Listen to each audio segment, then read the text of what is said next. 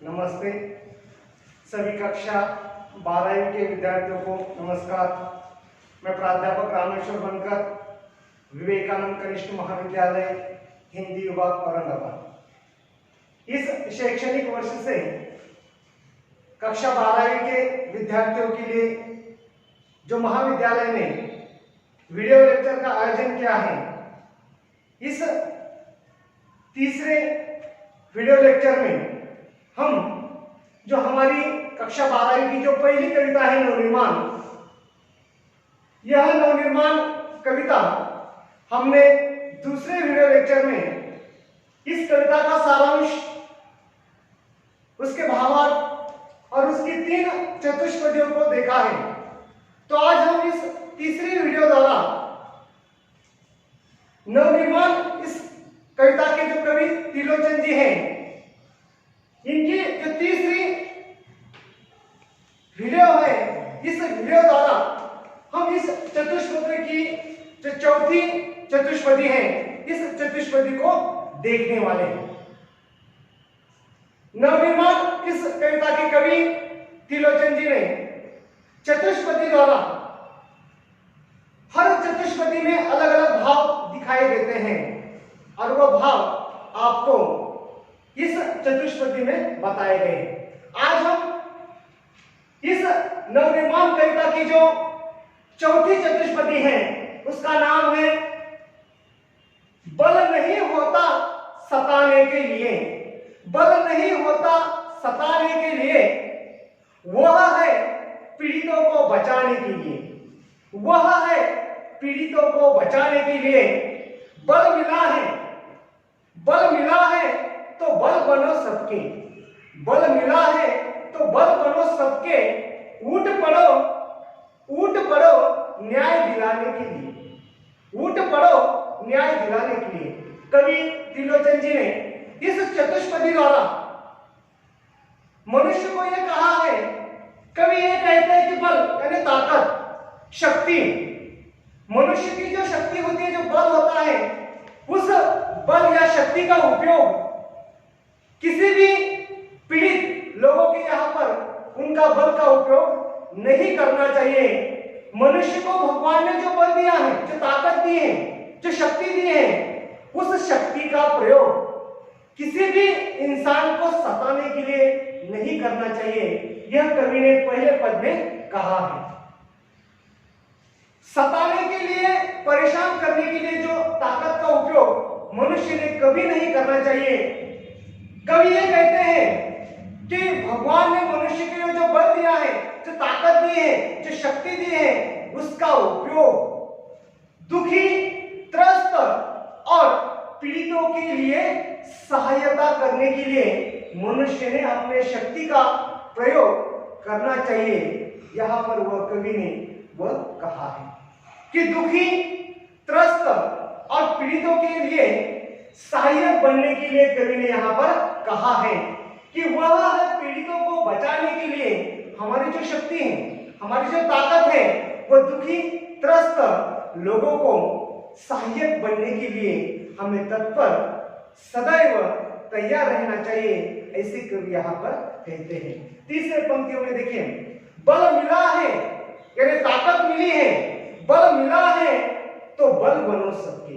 कवि यहाँ पर ये कहते हैं कि भगवान ने मनुष्य के लिए ताकत दी है, बल दिया है, तो उसका प्रयोग, ताकतवर तुम्हारी जो ताकत है, वह उस ताकत का उपयोग असहाय, दीन, दुखिया के जो लोग हैं उनके सहायक यानी उनके लिए मदद के लिए तैयार रहो, ऐसे कवि ने यहाँ पर कहा है कि सहारा बनो तुम दूसरों के, उनकी ताकत बनना है, ऐसे कवि ने यहाँ पर कहा है।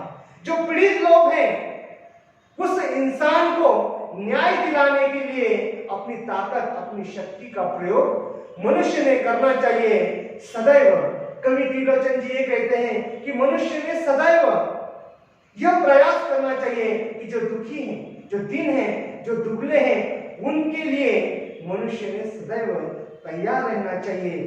जिसकी जो दीन, दुखी लोग हैं, उनकी सहायता के लिए हर समय तुम्हें सतर्क रहना चाहिए। ऐसे कवि यहाँ पर कहते हैं, जिससे कि समाज में कोई इंसान दुखी न रहे, किसी को भी क्या किसी भी इंसान पर कोई अन्याय न होना पाए, यह ताकतवर शक्तिशाली इंसान ने देखना चाहिए। कवि का यह समाजवादी दृष्टिकोण इस पंक्ति द्वारा आपके सामने प्रस्तुत होता है। पांचवी चतुष्पदी में कवि त्रिलोचन जी ने जो भावनाएं इस चतुष्पदी का भावार्थ यहां पर बताया वो देखेंगे हम। जिसको मंजिल का पता रहता है, पथ के संकटों को वही सहता है। जिसको मंजिल का पता रहता है, पथ के संकटों को वही सहता है। एक दिन सिद्धि के शिखर पर बैठ अपना इतिहास वही कहता है। एक दिन सिद्धि के शिखर पर बैठ अपना इतिहास वही कहता है। इस पांचवी चतुष्पदी में कवि ने अपनी भावनाएं व्यक्ति के सामने प्रकट किए। देखिए, जिसको कवि कहते हैं कि जिस व्यक्ति को जीवन में, जिस व्यक्ति को अपने जीवन का उद्देश्य, अपना लक्ष्य पता होता है, वही इंसान अपने मंजिल को, अपने जीवन के ध्येय को, अपने लक्ष्य को वह प्राप्त कर सकता है। जिस इंसान के जीवन में उसका लक्ष्य उसे पता होता है, उस लक्ष्य की तरफ वो अपना ध्यान प्रकट करता है।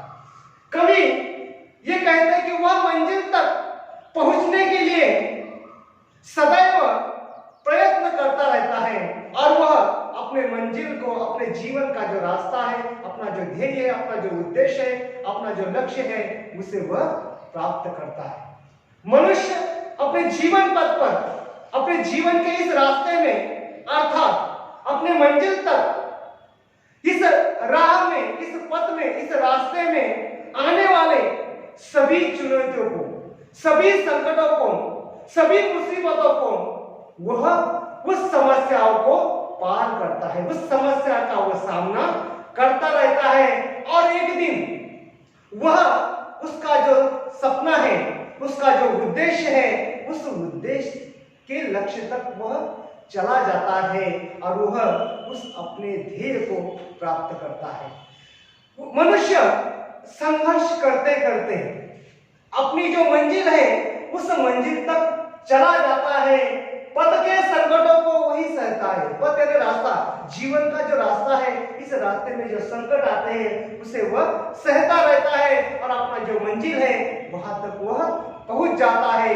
एक दिन सफलता के शिखर पर, एक दिन सफलता के शिखर पर वह इंसान विराजमान हो जाता है और ऐसे समय में संघर्ष करने वाला इंसान, साहसी व्यक्ति अपने जीवन की जो लक्ष्य है, अपने जो उपलब्धियां है, उसे वह प्राप्त कर सकता है। इसीलिए वही इंसान अपना इतिहास बताता है। इन्हीं गौरव के साथ उस इंसान की चर्चा अपने इतिहास में, उस इंसान का वर्णन इतिहास के पंक्तियों में लिखा जाता है। इस चतुष्पदी में कवि त्रिलोचन जी ने जो अपने भावार्थ प्रकट किए हैं, इस चतुष्पदी को आज हम देखेंगे। प्रीति की राह पर चले आओ, प्रीति की राह पर चले आओ, नीति की राह पर चले आओ, नीति की राह पर चले आओ। वह तुम्हारी ही नहीं, वह तुम्हारी ही नहीं, सबकी है।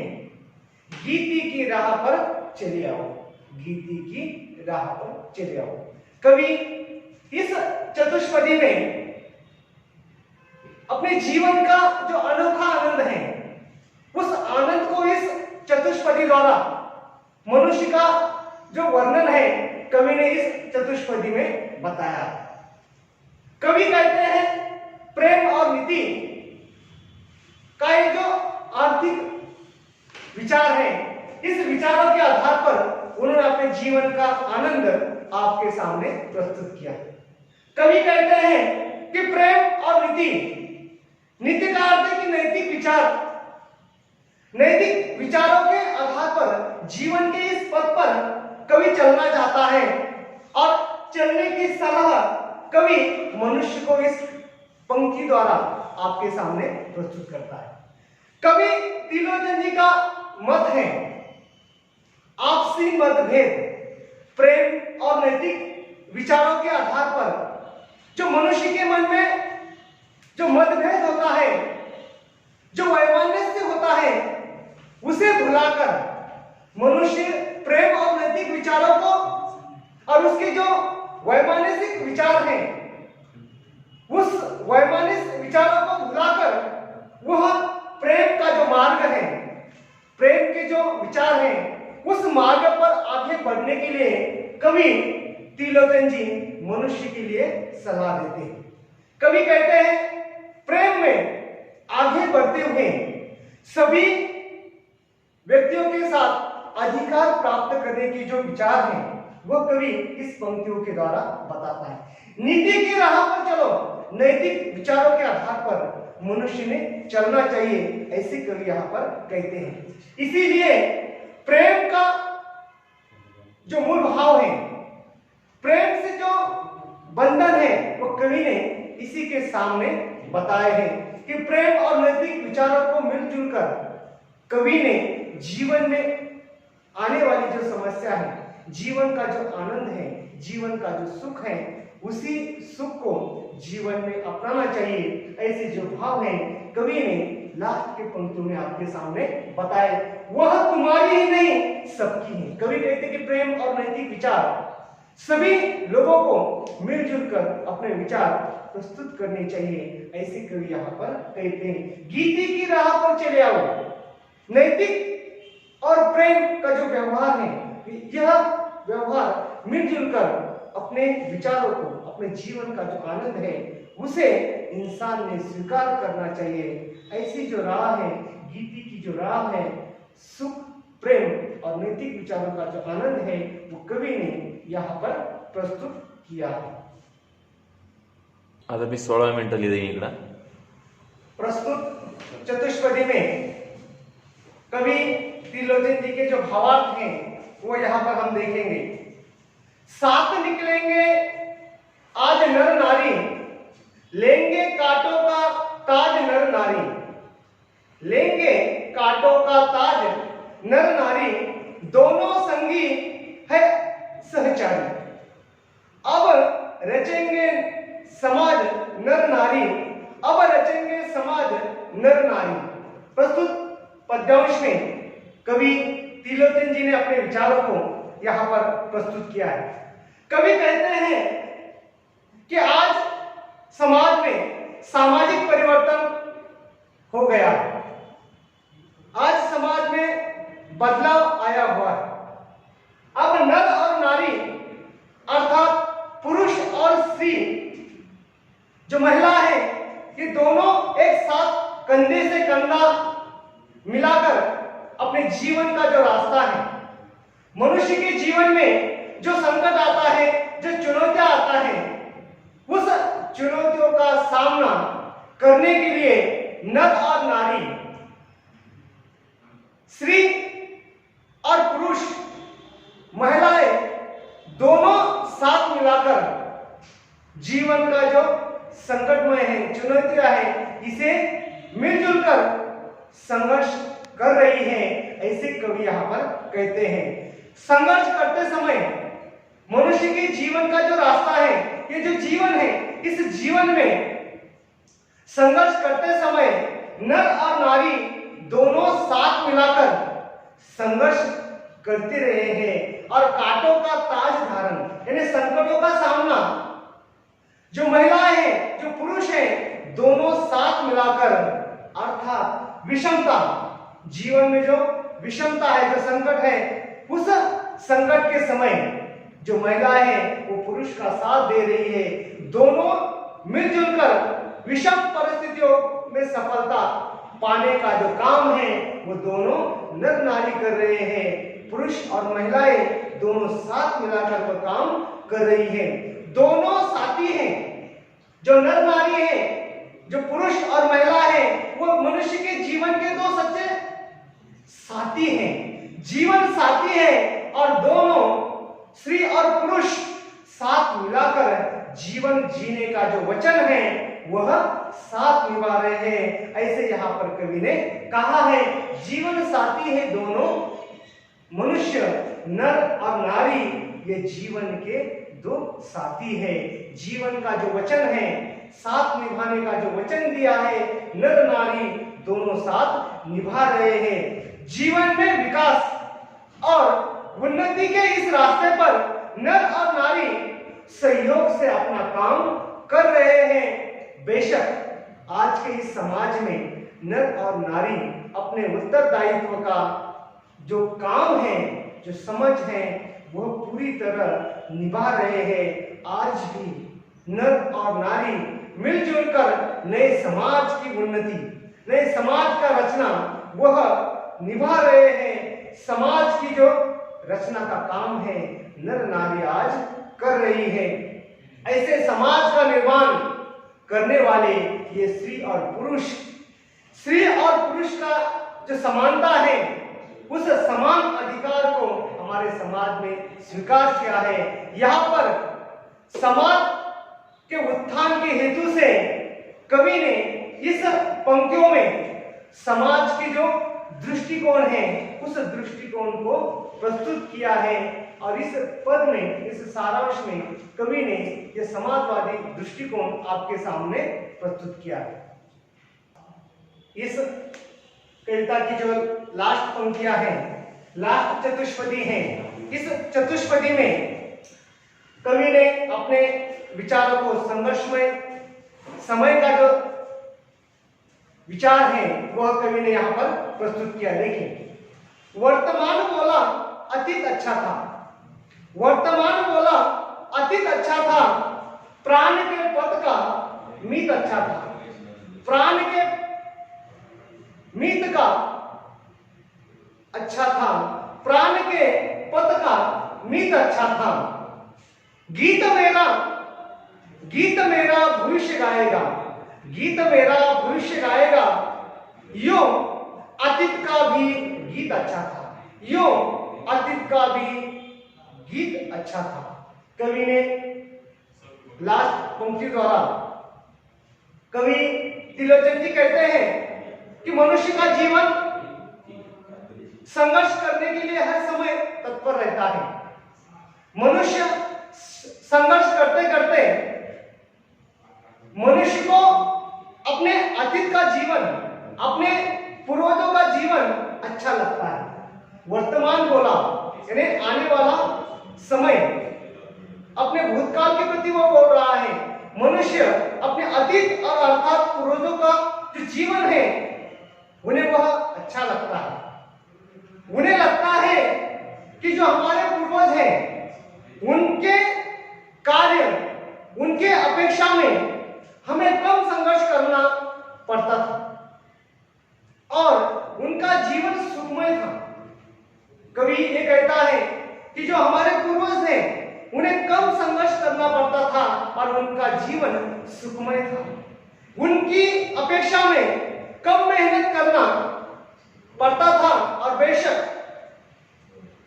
दिन प्रतिदिन चुनौतियां बढ़ती जा रही है। कवि ये कहता है कि आज के समाज, आज के वर्तमान काल में जो चुनौतियां है, जो संकट है, जो सामना है, मनुष्य को चुनौतियों को बढ़ते समय जो संकट का सामना है वह बढ़ता ही जा रहा है।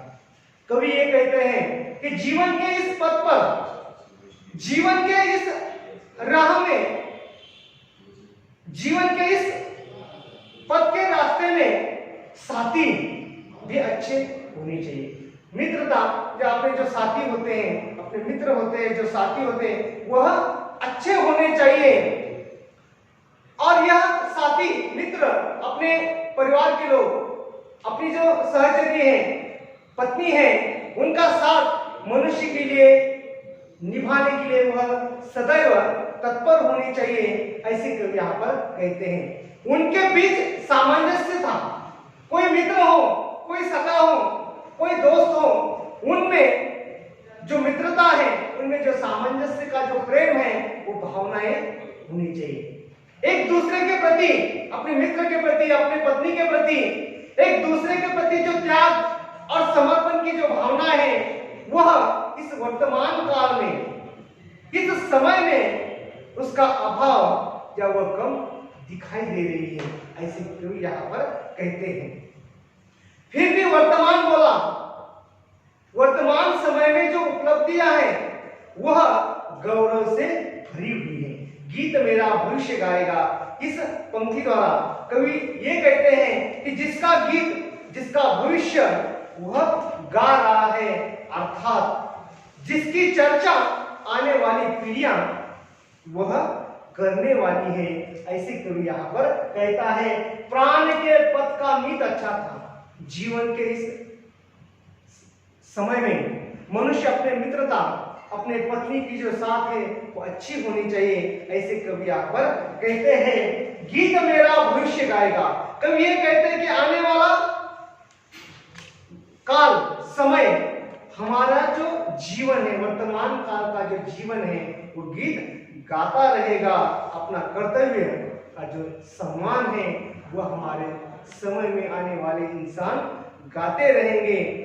कवि अपने अंतिम पंक्ति द्वारा कवि ये कहते हैं कि अतीत अर्थात उनके जो पूर्वज हैं, पूर्वज का जो जीवन है वो अच्छा था, ऐसे कवि यहाँ पर कहते हैं। उन्होंने भी समाज के लिए उत्थान का कार्य किया, समाज के प्रगति के लिए उन्होंने जो काम किया है, संघर्ष किया है, उनका जो योगदान है वह ठीक उसी तरह है जिस तरह हम भी अपने इस वर्तमान काल में, इस समय में हम काम कर रहे हैं, कार्य कर रहे हैं, ऐसे कवि यहाँ पर कहते हैं कि पूर्वजों ने उनका जो जीवन है, जो संघर्षमय था, उनका जो योगदान है, वह योगदान आज भी हम उन्हीं योगदान के आधार पर आने वाले समय के लिए, आने वाले हमारे व्यक्तियों के लिए हम अपने जीवन का जो कार्य है, हमारा जो संघर्ष है,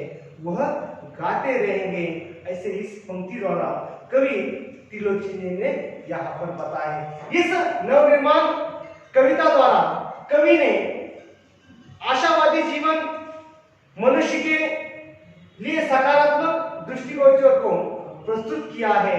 समाजवाद, विषमता ये दूर करने के लिए कवि ने यह कविता आपके लिए प्रस्तुत की है।